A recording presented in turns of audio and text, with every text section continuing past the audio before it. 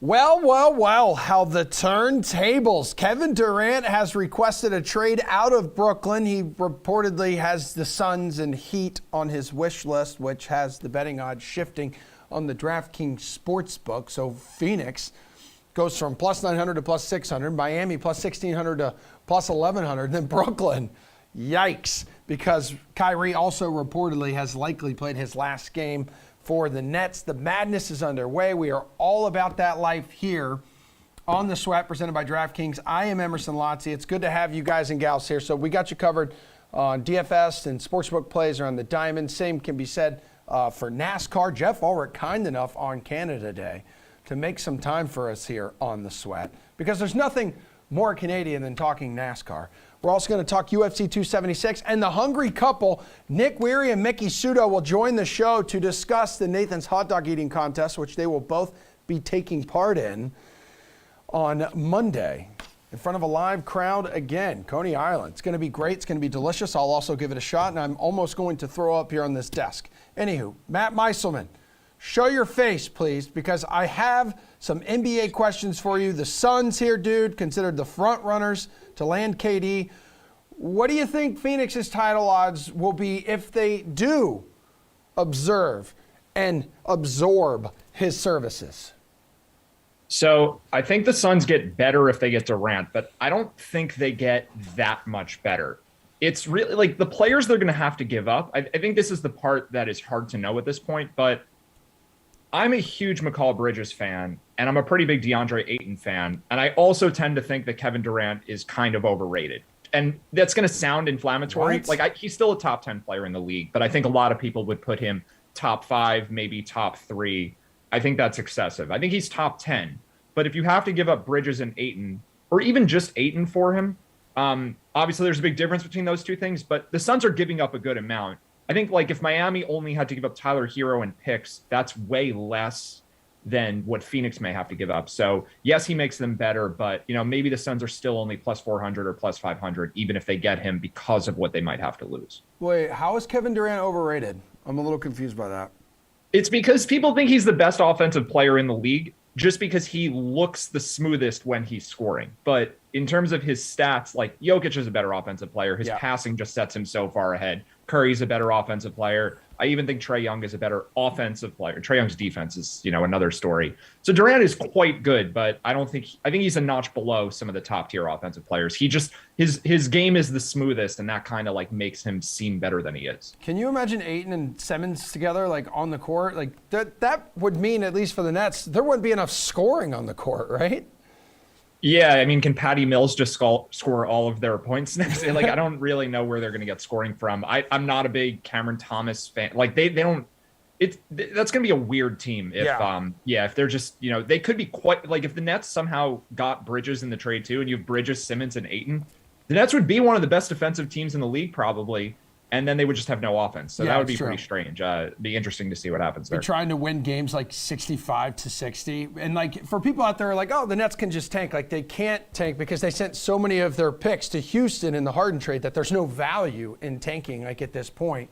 And then, more news yesterday as free agency open here, dude. Like the biggest contract, Matt, that was handed out thus far to a player who is switching teams, Jalen Brunson. 4 years, $104 million, and now a member of the Knicks. Like, what grade are you giving New York for this? Well, I used to be a Knicks fan when I was really little. I have a lot of friends who are still Knicks fans, and I feel bad for them. Really, like this is. I'll go with a C, but I feel like I'm being nice here because Jalen Brunson at this contract is not. It's not terrible. Like he might be getting overpaid slightly. Maybe given like the nature of contracts in the league, obviously everyone's getting paid more. Maybe he's worth $20 million a year. He's a low-level all-star, borderline all-star type, which will make the team better. But where like the Knicks have no room to go up from here now. Like they're using all their money on basically an average roster. So in terms of like the future fit of the team, I just don't think it makes sense. Like I would have rather seen them wait for someone better a couple of years down the line, maybe tank a little more, like a couple more seasons, because I just don't think that the core of the Knicks roster is all that good. I like Emmanuel Quickley and I like Obi Toppin. He played well at the end of last year, but I think RJ Barrett is not that great. I really don't like Julius Randle. So The Knicks might have been a 37 win team, and now they're going to be a 41 win team. Like, it's just try to do better. Really, is what I'm saying here. I mean, they spent the past week like moving draft picks and clearing cap space to treat this kid like a 25-year-old Brunson who. As their top priority, and some say he may never even make an all-star game, an all-star team. Yeah, I think he probably will scratch out one all-star appearance in his career. That's probably my guess. Like, he's good for sure, but he's not good enough to have done all the things that you just mentioned to really like mortgage the future to some extent, to use up all this cap space. Like, he's a good player, but he's not good enough for that. What else stood out to you yesterday? Is there a storyline that kind of blew you away, either good or bad on the first day of free agency, Matt? There's just so much money going around. Like, it seems so strange, like what some of these contracts are. But ultimately, like, I think the place the NBA is in right now, where they do have the salary cap, and Nikola Jokic makes the same amount of money as Bradley Beal, roughly. Yeah. Like, that just puts you in such a tough spot if you're a team where your star player is like a lower level all-star, because honestly, at 50 something million a year, Jokic is way underpaid. And at 50 million a year, Bradley Beal is way overpaid. Yeah. But if you've got a player like Beal, or if you're trying to sign someone like Brunson or Karl Anthony Towns, who I do think is really good, but it's just like, it's strange how the league works. Like, you don't see this in baseball because, the salary cap isn't like this. So it just kind of like, it's surprising every time you see a Bradley Beal get $50 million. I think it's just unfortunate that, he's not better really, like if you're a Wizards fan. So like the way the contracts work is weird, but it's nice that Denver was able to lock up Jokic. I think that's kind of overlooked because it was expected. It's just, he's not going anywhere, and that's good news for Nuggets fans. Yeah, I mean, he's come a long way since being drafted during a Taco Bell commercial back in like 2014 and just agreed to the largest contract in NBA history, which, Matt, the final year of that deal is going to be a player option worth a staggering $60 million. It's not enough. Like, I think, well, I'm going back to Jokic. I think realistically he could wind up being a top 5 player in the history of the NBA. So like, he's only making a little more than Beal, Morant, Towns. Like, those are very good players, but he's special. Like, I'm not going to compare him to LeBron and Michael Jordan yet, but I think if you take those two guys out, best players of all time, like, Jokic has a shot to be the next greatest. So like, 60 million, whatever it sounds like a lot, I don't think it's enough for him. I mean, like, you can compare him and put him in the conversation with some of the greatest to ever play the game for sure, because he's made all sorts of history along the way since being drafted in the second round. What was that, back in 2014? So like last year, first player ever to register at least 2,000 points, 1,000 rebounds, and 500 assists in a single season. Those are some mind-numbing numbers that he's been putting up. Yeah, and people will knock him for the lack of playoff success, but like the teams he's played with, I know like LeBron carried some pretty weak teams around him. I think Jokic's teams have been worse just because of the injuries they've dealt with. Like, if you get either Jamal Murray or Michael Porter on last year's Denver team. Yeah, they'll be back next year, which I don't know, could possibly hurt his MVP case, right? Maybe, but it'll certainly make the team a lot better. Yeah. Like, I think the only way he wins a third MVP this coming season is if the Nuggets have the best record in the NBA. Because they the bar is going to be high for them. Otherwise, we'll probably have to look to some other guys. But the championship thing is going to fix itself if he has a decent supporting cast around him. Well, I'm looking forward to the weekend ahead because I'm sure we're going to get some crazy news pouring in around the NBA. You and I will talk much more about that next week here on The Sweat. But while you are here right now, and before you take off, let's dive into some baseball. I need you to hand out some DFS and sportsbook plays for tonight's 10-game main slate. So let's start here. Who's your favorite pitcher in DFS tonight? I am going to go with Christian Javier, who is coming off of, I'm just going to double check that this game actually happened, that he led the start of the no-hitting effort against the Yankees. He put up 45 fantasy points last game with 13 strikeouts.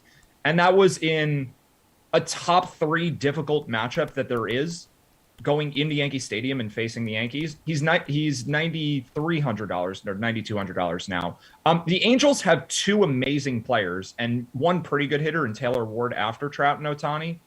But this offense really falls off a cliff after the top end, like just with the injuries they've had. Anthony Rendon out for the season. So I know there are some really big names on this slate, but like, I think Javier outscores Garrett Cole tonight. He's much cheaper, so I think he's my favorite guy. Okay, that sounds good. Let's go to hitter. Which hitter do you think has the best matchup? Yeah, I think I'll just pick the guy that I seem to pick every day now, but I haven't gotten him right, so I'll just keep doing it. But Byron Buxton is in a really good spot against the Orioles and Spencer Watkins, who I think most of the time Watkins pitches, the other offense is really popular, but he actually held his own last time out against the White Sox, and maybe that means a few less people play the Twins tonight. So I think like Buxton has underperformed this year. Maybe he's playing a little bit hurt, but he's had some good games in there too. And $5,700, like there are guys who cost a lot more. This is a weird slate. Like Aaron Judge is 6,400. So you're actually getting quite a discount to go down to Buxton. So I think I'd rather just play him. He's already up to 20 home runs on the season. He's on pace for like a huge year, and he still strikes out quite a bit. But then you look at some of the numbers for Watkins, like against him, like I don't think there's too much concern for all the strikeouts tonight against that guy. What about value? Who's your value playing DFS? So there's a couple guys on Kansas City, but I'll stick with one of my personal favorites, because he's a local guy, Andrew Benintendi, who used to play in Boston. Yeah, that's right. Benny Biceps. Let's go. He's only $3,800 against Michael Pineda, and I think this is a bit of a park upgrade going into Detroit. Like Kansas City can be kind of a tough place to hit home runs, but Pineda just at this point in his career, he's okay, but I think like there's just always fantasy upside with the Royals. It's kind of weird thing about this team. Like they steal a lot of bases. There's always guys on. They don't strike out that much. But platoon advantage for Benintendi. I think this price is just too low in a really good matchup. He's still a good hitter. There's a lot of value plays on this slate, but I think just looking to all of the Royals, not just him, there are a lot of cheap hitters in this lineup in particular. So I like this spot a lot for Benintendi and the rest of them. All right, well, Nick Fryer on DK Nation has him listed as a value and also mentions that Benintendi has had some success against Pineda throughout his career, so very familiar with him. What about which player prop you're looking at? Let's go over to the DK Sportsbook here. Yeah, actually, this one 5 days ago, I actually can't remember if it was Eric or it was Garion, but someone was on the over on Alex Cobb's strikeouts, and he only put up 4 last start. Cobb was out for about 3 weeks. He was on the injured list, and I think he's been on a bit of a pitch limit coming off of that. But he did get up to 80 in his last start, and now the line for him is only 4.5. With a matchup at home against the White Sox, who are a pretty good offense, but like with the injuries they've had, specifically without Eloy Jimenez, Yohan Moncada's been out too. They're towards the bottom of that lineup, guys who strike out a ton. So at only 4.5, Cobb actually. He's averaging way more strikeouts per 9 innings. I think he's over 10 Ks per 9 this year. So I'm not sure if he's doing anything completely different, but there have been some big strikeout games from him this year. And I think this number is just deflated because the last couple of starts have not been the best for him. But I do think we should see his pitch count come up because, he's had a couple starts off the injured list now. So I like over at 4.5 for Alex Cobb. All right, what about a game total, run line, or money line bet? Is there one that's pretty obvious to you that you like, that looks tasty, makes your mouth water? A little bit, not as much as the hot dogs you have there, but right, I do like I do like the Phillies. I almost always like the Phillies. Like I think that the public is overreacting a bit to the fact that Bryce Harper's not playing because Kyle Schwarber's had an incredible season. I still think Nick Castellanos is really good. JT Realmuto has underperformed, but overall, I still think this is a really good lineup. So Miles Michaelis has had some really good starts lately, but they've been against like the Cubs and the Pirates and a couple other weaker teams. And overall, I just think he's a pretty average pitcher. Bailey Falter, who's pitching for the Phillies, is not great, but there's such a large gap between these teams offensively that getting plus money on the Phillies at home, I think that's very, very appealing. So I like this. I like them to win this game straight up, honestly, and getting plus odds, I think is just a bonus. All right, sweet, man. You got any big plans this weekend for the 4th of July? I'm going to go eat as many hot dogs as possible and then watch some other people eat hot dogs. I think that's the move. Hell yeah. Well, that's actually a great tease for what's coming up in the show because Nick Weary and his fiance, Mickey Sudo, Mickey is the top-ranked woman in the world, 3rd overall. Nick, 4th overall. They're going to join this show coming up, and I'm going to do my best to mash a couple hot dogs with them coaching me. Yeah, it's going to be fun. So stick around for that, please, Matt. I know you always do because you're a huge fan of this show. We're also going to hand out some NASCAR picks with Jeff coming up right after we head out to Las Vegas, where UFC 276 is going down tomorrow night. Our friend John Anik along with a couple UFC legends, are delivering a full preview of tomorrow night's card right meow. All right, International Fight Week 2022 is upon us, and we are going all hands on deck today. It is the UFC 276 betting preview presented by DraftKings Sportsbook. I'm John Anik, and I am joined by some luminaries today, folks. UFC featherweight contender Cub Swanson. Some might call him Killer Cub Swanson. Stephen Wonderboy Thompson, arguably the greatest striker in UFC history, is with us. And, of course, the sports betting Hall of Famer and the director of the DraftKings Sportsbook, Johnny Avello. Good to see you, man. Killer Cub back in Vegas. Good to have you here. How you doing? I'm excited to be here. You know, usually I have fights around this time, and I don't get to come. But it's been a few years, but I'm here. I'm excited. I'm ready. Wonderboy, great to see you with a hot mic, my friend. Always, my friend. You'd be here for one of the greatest shows of the year. You kidding me? I wouldn't miss it for the world. And the esteemed Johnny Avello. You know, I like when we can do this in person as opposed to the head-to-head, so it's good to see you as well, I my know friend. you do, John, and I'm back for 44 years here in town, so I All right. haven't left in a long time. All right, well, let us get into the main event for the UFC's middleweight championship to be contested live at T-Mobile Arena on Saturday night. Israel Adesanya, another defense of his undisputed middleweight title, taking on the challenger, Jared the Killer Gorilla Cannonier. Opened minus 365. Adesanya, the betting favorite. Cannonier came back at plus 300. The line has moved. Minus 435 on Adesanya right now late in the week, and Jared Cannonier is plus 350. So, Cub, let's get into the matchup a little bit. Obviously, a compelling matchup. Adesanya sort of called for this challenger as the dark horse of the division. Your thoughts on what we might see in this matchup Saturday night? Well, I think it's going to be a great fight. Obviously, you know, Adesanya is such he's a very hard puzzle to solve. Yeah. And I think Cannonier has just looked better and better throughout his career. I think many people saw this fight coming, and we're glad it's here. But I think with Adesanya's, you know, style, what he puts together, just, you know, he has too many tools. I think Cannonier's going to look to land some big strikes early, kind of demand respect, and I think that could be his downfall. I feel like he may fall into some traps, and yeah, I really see Adesanya coming out as the winner on this one. Stephen, when we talk about the best strikers in UFC history, I'm not just blowing smoke, right? People talk about you, they talk about Israel Adesanya. So as a fellow striker and kickboxer, what are your thoughts on everything that Izzy brings to the table? Oh, man, you know, Izzy Adesanya, he's so good at putting his opponents in a box. And what I mean by that is his method of covering the gap and managing the distance is so good. And on top of that, he's got the reach to make it even more dangerous, right? You got these wrestlers that come in that think they can out-wrestle him, but the next thing you know, he's sliding back, he's framing out, and he's striking you off of those strikes. So it's like, okay, I can't take this guy down, so I got to stand here and strike with this guy. But he's so good at sliding out of the way and, like I said, managing that distance. His opponent starts to reach farther, and then they don't land, so they start to reach a little bit farther, and next thing you know, they're out of position, and that's when he takes advantage of you. So, you know, you start doing things you normally wouldn't do in a fight. Izzy Adesanya is so good pulling that out. So, yeah, man, I think Izzy Adesanya is definitely one of the best strikers out there for sure. All right, Johnny Avello, you set these lines. What do you have for us as far as the proposition front and the totals and any of the handle and bets that have come in on the main event thus far? Yeah, you know, setting these lines, you know, why is that? You mentioned that line move. Why did it move? Adesanya, great striker, younger, taller, longer reach, all of those things. I can speak for that, but the reason why the line moved is because the money's been pouring in all day on that one side. For the rounds prop, we have 4.5, open minus 135. It's down to minus 120.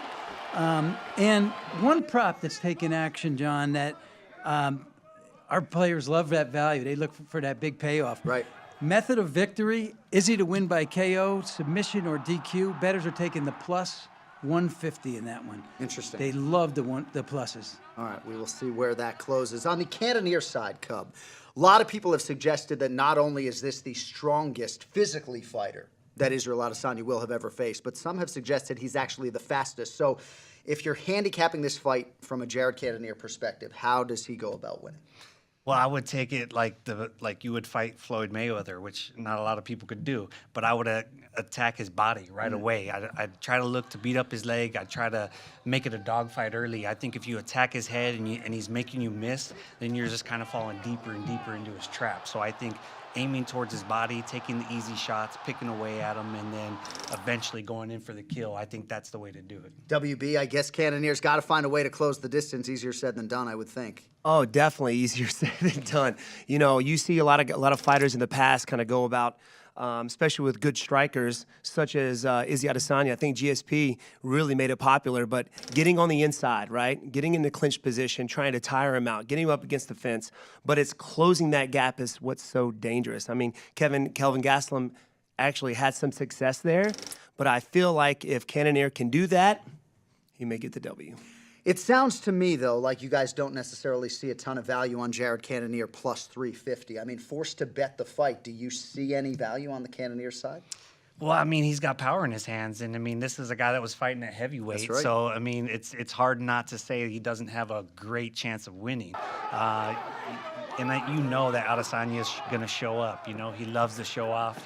He loves the spotlight, and that's usually when he shines the brightest. But Cannonier has that power, and you can't count him out.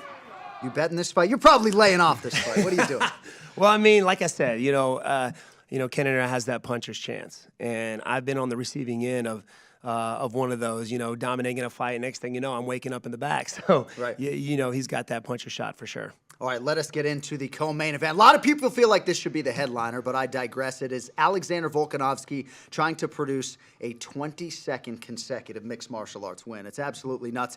He is the minus 180 favorite, or was at open, I should say, against Max Holloway, who was coming back at plus 155. Right now, Johnny, on DraftKings Sportsbook, minus 195 for Volkanovski and plus 165 for Max Holloway. They have fought twice before. Second fight was certainly closely contested, perhaps more so than the first. Your thoughts with this trilogy now upon us here in a few short hours? Man, I think it's going to be just adding on to the two before. I think it's going to be razor close. But I think that, I think Volkanovski's the more calculated fighter. I think he has a little bit more discipline. I think Max Holloway, he's kind of a rhythm fighter. He needs that rhythm. And I think Volkanovski does a lot of fakes and feints, and he kind of puts a pause button on that flow. And I think that's going to disrupt, and I think that most likely will be enough to give him the nod.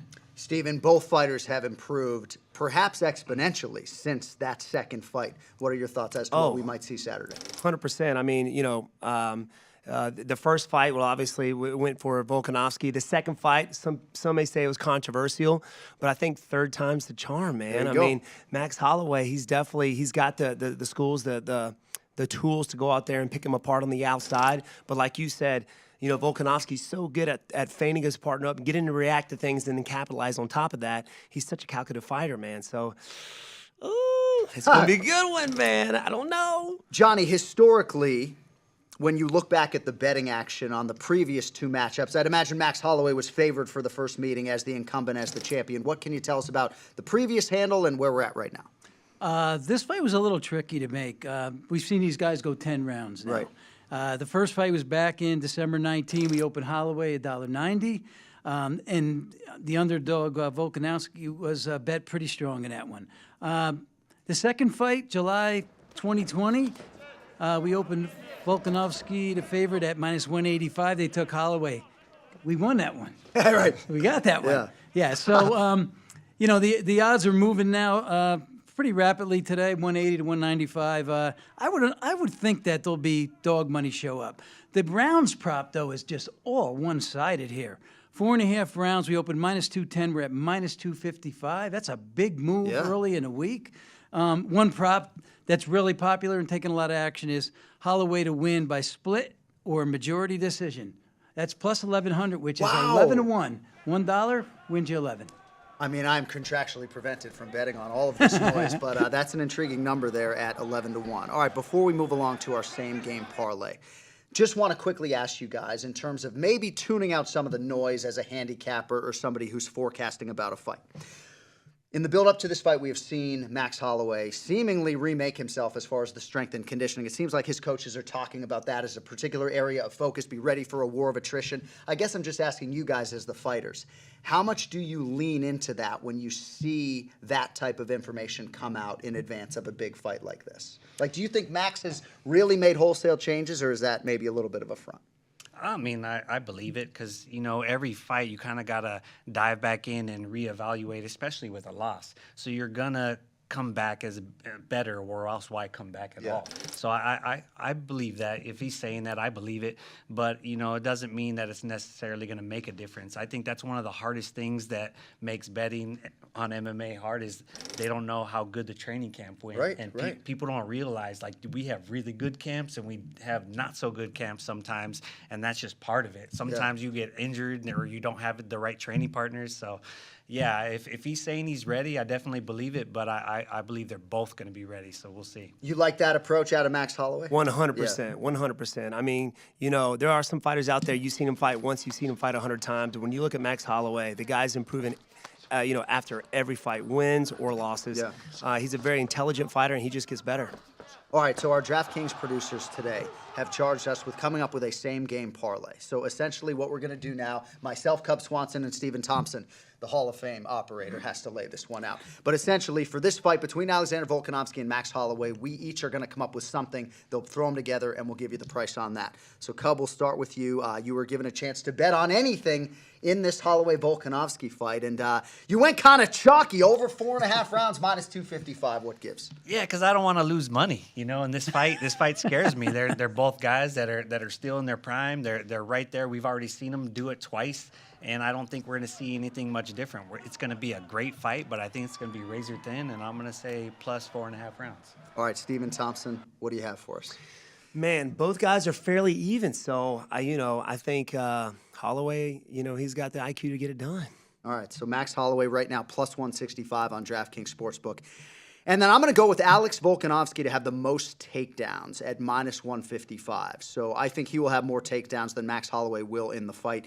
All pays out at plus 400, and those same-game parlays are now live at DraftKings Sportsbook. All right, before we get on out of here, very special thing happening this week in Las Vegas, our 2022 UFC Hall of Fame induction ceremony.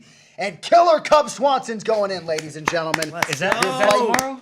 That is tomorrow. Oh, okay. And you'll be there. And I know you're not nearly as nervous as I am for the festivities, but your fight with Doo Ho Choi from 2016 to be inducted, forever immortalized in the UFC Hall of Fame. And this is, I know, a really special thing for you and your family. So what are your thoughts here on the eve of your induction?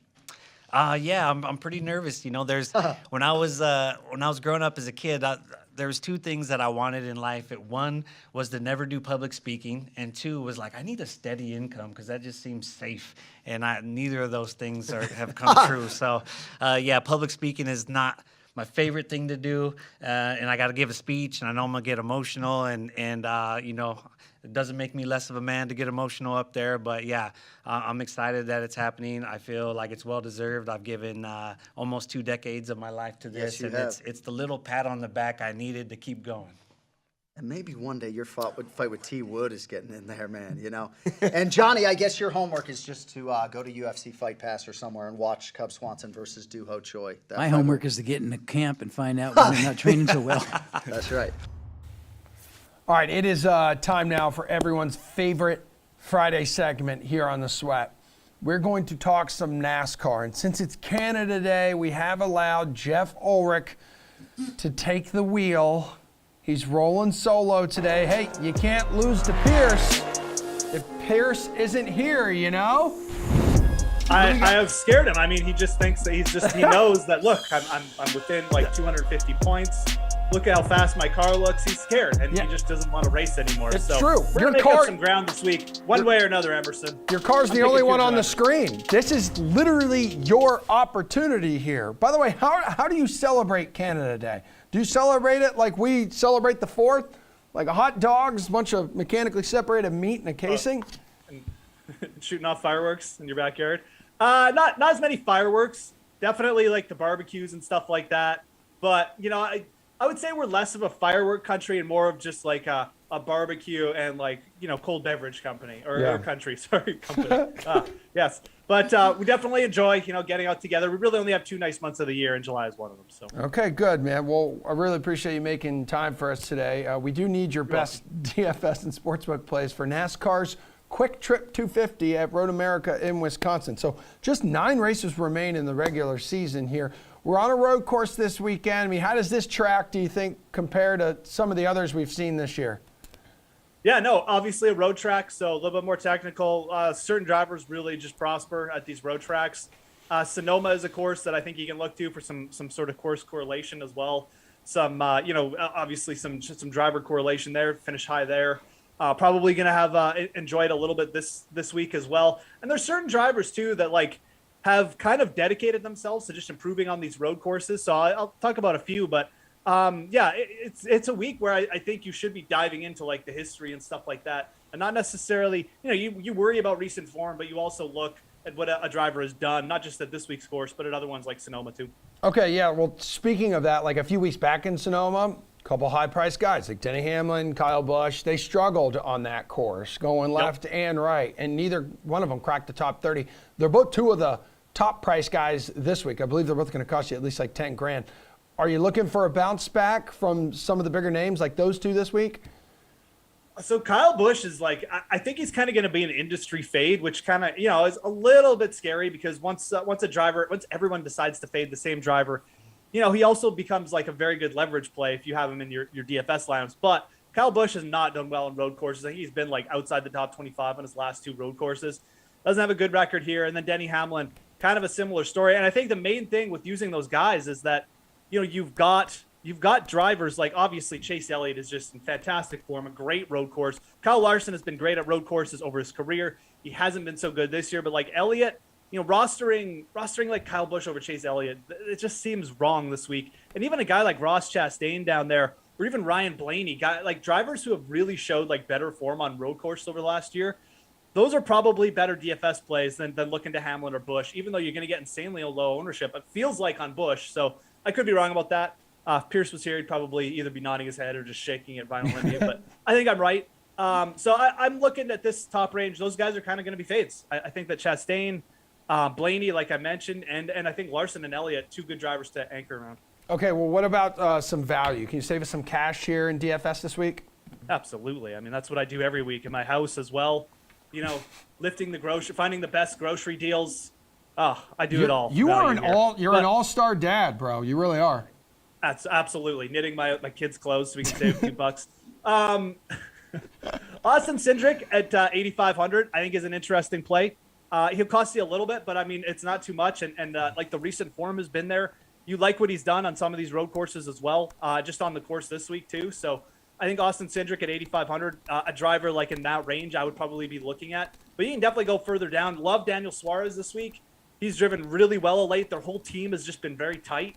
I think that Suarez is the guy who could show up here again this week. Like 7,700, he's definitely one of the top values there. You just look at that range, like, you basically either use Suarez. Suarez might be very popular too, just because of the range he's in. But getting up to like Bowman or Harvick or going down to Suarez, it feels like most people just go down to Daniel Suarez. But I do think that's the right play. And then for like extreme value, Ty Dillon at 5,500.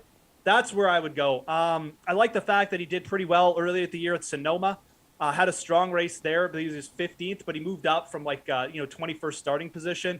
And like last week wasn't great, but you look a few races ago, 13th, 12th at the NASCAR All-Star, and 13th at the Coca-Cola 600. Like pretty solid races, especially for 5,500. So Ty Dillon, a guy I would be filling out lineups with this week, especially if you're going to pay up for like Elliott or Larson. I just can't get the picture of you like sitting in a rocking chair knitting now, like, out of my head. You knitting your kids' clothes. It's frightening to me, actually. I don't even know. I don't even know the motion to knit. Like what? I don't. Anyways. Yeah, it looked like you were trying to conduct like an orchestra there for a second. All right, here we go. Best DFS play this week in NASCAR, dude. Let's go. Because Pierce isn't here. You can make up ground unless you do like what you did a couple weeks ago. I think you had like -5 points. That would be you. Please don't let it happen.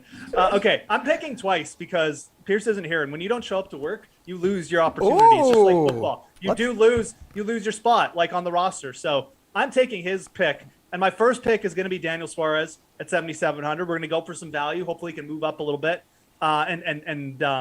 maybe just surprise. I'm going to go back to Ross Chastain. He was my pick last week. He was pretty solid. Love the way he's performed on some of these road tracks as well. Obviously, he got up to 5th last week, but also had eight fastest laps. So his car seems fast. He seems fast. I like this course for him. You look back earlier in the year too. At the Ruoff, he was second. So I like Ross Chastain. That's gonna be like my main pick. Okay, cool. So are both those picks those are going to be points? That's going to result in points for you, right? Both of those?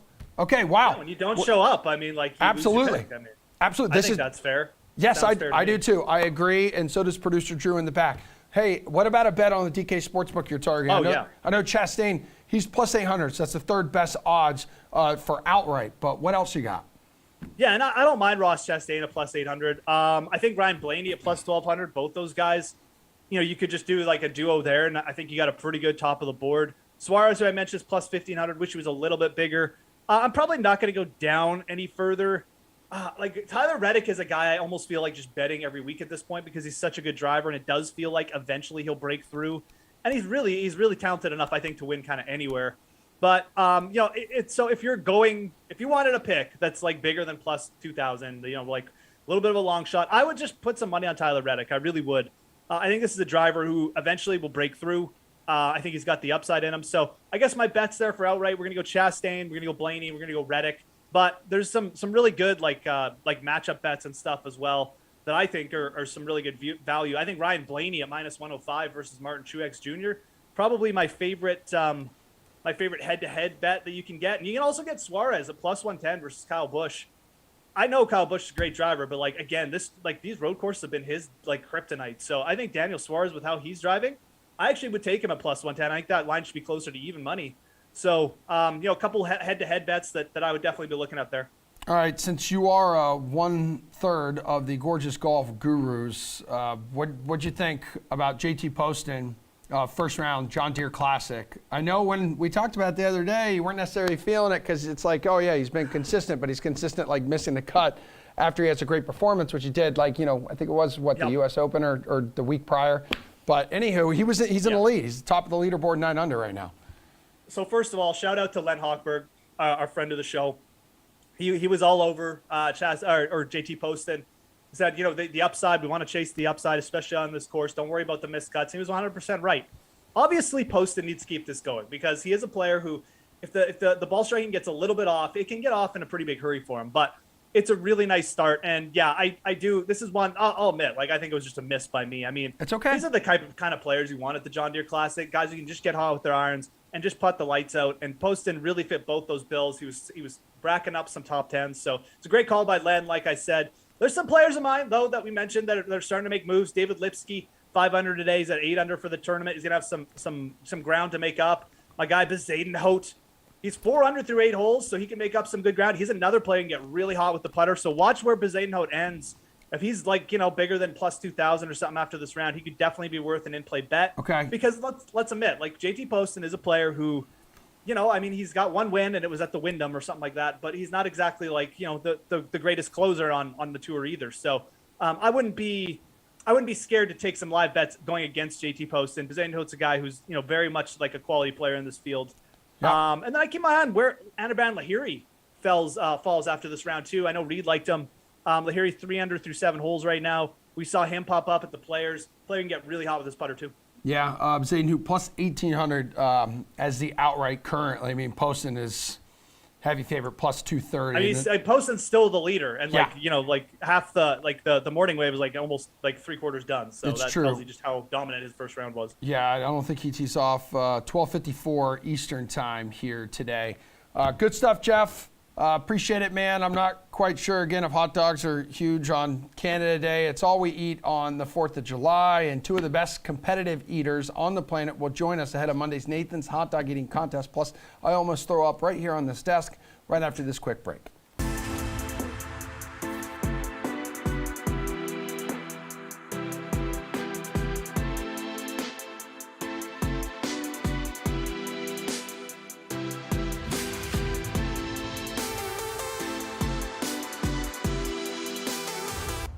All right, everybody, 2 extremely special guests. It's the Hungry Couple, 2 of the top 4 ranked competitive eaters on the planet on your screen. Mickey Sudo on the right, her big beefy fiance, Nick Weary on the left.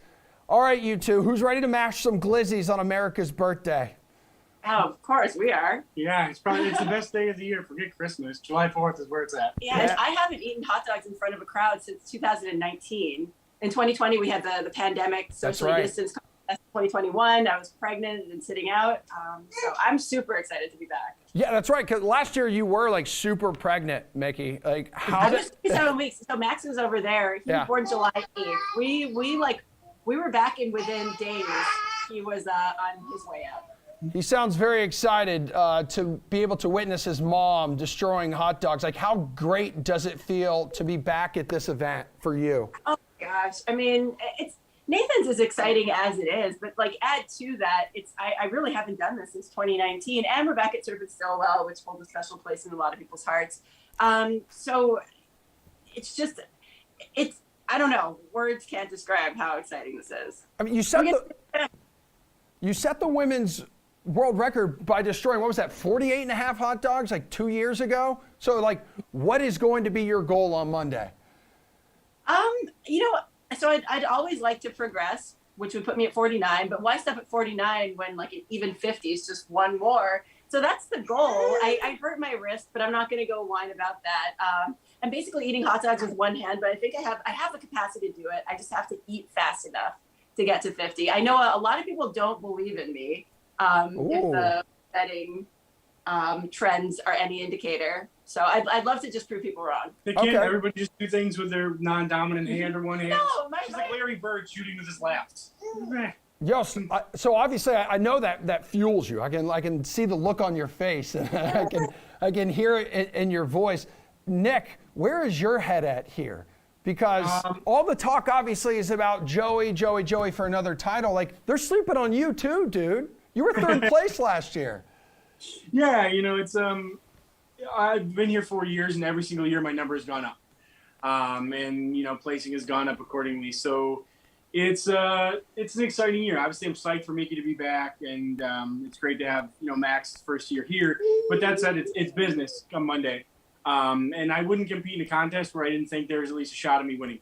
Yeah. So I go in, I work the 364 days prior to this with the intention of going and taking that giant belt that everybody thinks is untouchable. Yeah. He is the best to ever do what we do, and I'm not going to sit here and deny that. But that said, he's a man.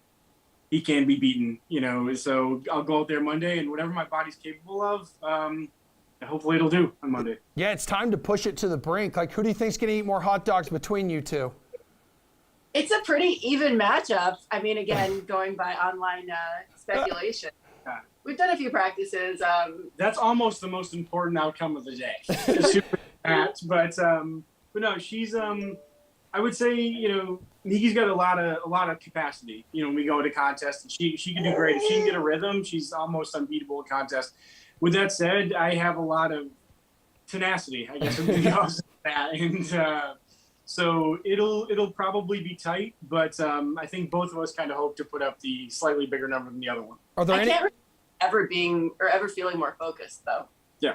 In all the 8 years that I've done this, I feel more determined and just kind of like laser focused than ever. Well, that's awesome. And Mickey, I was actually going to ask you, like, when do you think you'll get a chance to maybe get up on stage with the guys and compete against the guys? Because no offense to the other ladies, seriously, like, they're great, they're talented, but you crush them. Like, you crush them every year. And like, are you suggesting that we maybe have, like, you throw the men and women all into one big pool, and you take the top half and put them in one contest and put the bottom half in another contest so that it's a more even matchup? Is that what you're suggesting? But you gotta double or triple the purse if that's the case. Yeah.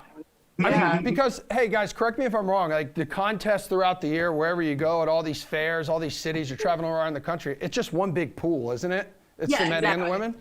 So Nick and I will go head-to-head year-round. I mean, he's beat me by half a bratwurst. I've beat him by half a street taco. We've literally tied at, like, 2 recent contests. Yeah. Incredibly frustrating. With that said, we have our strengths and weaknesses. Like, he's kicked my butt at, like, pork roll. I've done really well at poutine. I don't know, but some contests were very, very evenly matched up. Yeah. Are there going to be hot dogs on the menu at your wedding reception? That's a big question now that you guys are engaged. Yeah, I feel like there probably should be. Just for to keep the theme, I guess. That said, I don't think anyone will be allowed to dunk them in flavored liquid or eat them at a speedy pace. Well, guys, I'm somewhat of a hot dog guy myself. So before you two take off, I would like it if you can kind of judge my hot dog eating skills here, because my goal here is to kind of shine bright at my Independence Day cookouts here on Monday after I watch you two crush it and hoist the belt. So do you have any tips here before I attempt to aggressively eat maybe a hot dog or two? Do you have 2 on the plate? Yeah, I have 2 on the plate here. There is a glass of water here. I've never done like the dip thing. Oh, you gotta separate the meats. Yeah. And you can either do 1 or 2 meats at once. Okay. And then one separate. Okay, so when I do this, I need you guys kind of coaching me through it, okay? Yeah. So, Oh, so yeah. what do I start with? Do I start with the meat or do I start with the meat? All right, here we go. Okay, so you want to bite, kind of sever when you feel like you can swallow what's in your mouth. Very minimal chewing. You're just going to swallow, bite, kind of pull that off. That other hand should be dunking the bun. And then now while you're doing that, do that with the last third of the 2 hot dogs. Dunk 1 bun. Oh, he's like, okay. Okay, That's different. You Sure. just dunk the tip. Okay, you want to go full force. It's not pretty. But I like you're taking initiative. You're doing a lot better than Just the bun is just a chaser. Those are the Yeah. hot dogs. It's really- are shots. Yeah, it's interesting. Pop it in your mouth, swallow. As soon as you feel like I can swallow this almost whole, you just do that. Knock it There you back with a wet bun. Soak that bun. And then just suck I don't it know. down. Honestly, if you keep this pace up, you're probably on like a 70 hot dog 10-minute pace. That's what George and John are gonna say, or Rich and John. I don't know how you guys do this. It's a little bit different, watching it and then doing it. Yeah, we don't have to worry about getting our nice sport coat dirty either. Yeah. That said, if you put me in front of a camera and I had to talk about all the night sports, I would probably freeze up like a snowman. So. I do like hot dog water though. Oh my God. Is there anything?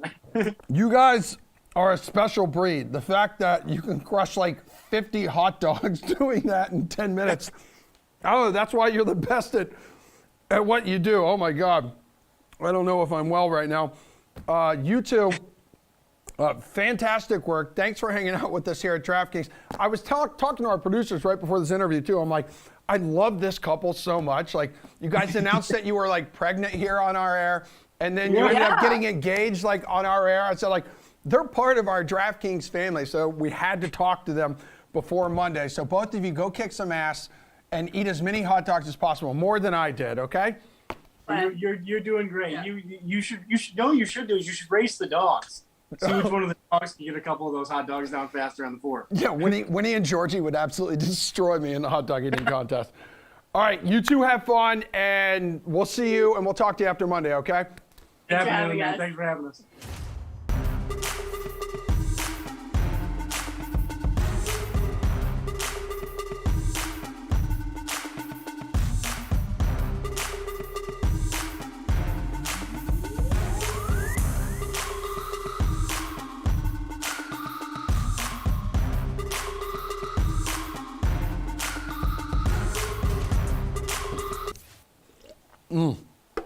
That was not easy.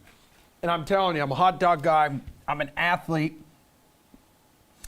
And to imagine Joey Chestnut crushing like the 75 hot dogs that he did last year, I don't get it. Some prop bets, though, provided by DraftKings. So Esper would act, Jeffrey Esper is actually a Massachusetts guy, would be favored without Chestnut. We're talking no Chestnut here. He would be the favorite in this one. 49.5 or more total hot dogs eaten by Nick Weary. That's minus 110 there, provided by DraftKings. And this is a good point, too. As you saw, they're parents of a fresh new child that Mickey gave birth to last year. So he's got that, like, dad strength. And Mickey's actually the underdog, it looks like, in the head-to-head to Nick's Weary. Head-to-head going up against her future husband, Nick Weary. So pseudo plus 115 to knock off Nick in the hot dogs there. But she said, you heard her, going to try to push, hit that half-century mark, 50. She crushes the ladies. I think at some point, Major League Eating does need to put her up on stage with the guys, because if you look at some of the past results, like she would have finished 3rd overall like last year. Anywho, I'm still going to eat a lot more hot dogs this weekend. I hope you do as well. Hope everyone has a safe and happy holiday. Sorry for the grossness there, but make sure you keep an eye on DK Live for all the NBA free agency news. We'll break that down on Tuesday when the show returns. UFC 276 tomorrow night, DK Sportsbook, DFS Lobby. All the fun is available right now on DraftKings. That's what we do. God bless all of you, and God bless America. Toodaloo, and long live the hot dog.